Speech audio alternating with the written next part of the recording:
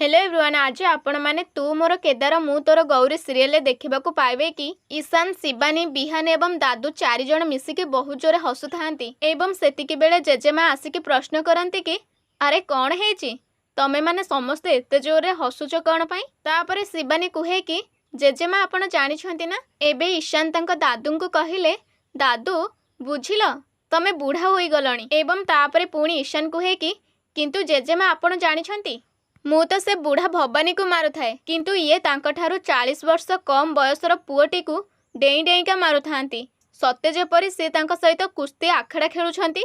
एवं तापरे दादू कहंती कि आउ कौन नुह कौन, मु कौन एमिति खालीटारे एते वर्ष कुस्ती आखड़ारे बितेइछि, एबे भी मोर ताकत अछि तम परी 4-5टा पुओंकु माटी कामुड़ेइबार। आउ ए सबु परे बिहान कहे कि देखिबा देखिबा दादूंकर मसल्स देखिबा, आउ एमिति कहे कि मसल्स चेक करे।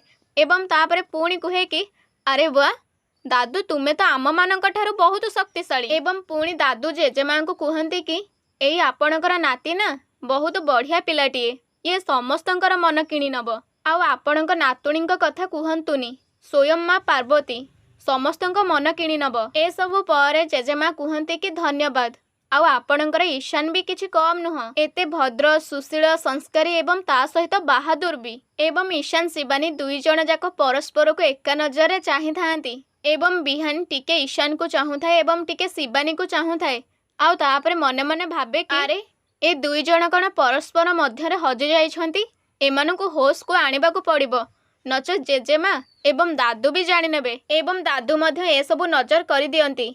ईशान, शिवानी परस्पर को एमिते चाहिथिबा देखिला परे दादू मध्य मने मने हसुथांती। आउ बिहान दादू को देखिला परे कहे कि अरे दादू भी जानि गले, एबे मते ही किछि करिबाकु पड़िबो। आउ एमिति कहे कि खंडी खास मारे। आउ दादू को टिके कुंढेई पके के कहे कि दादू आपण ईशान भाई आसिले मते बहुत खुशी लागिला, खास करी आपण तो आसिले मते बहुत खुशी लागिला। ताहले सांग माने आगो को जानिबा पई चैनल को सब्सक्राइब करिके रखंतु।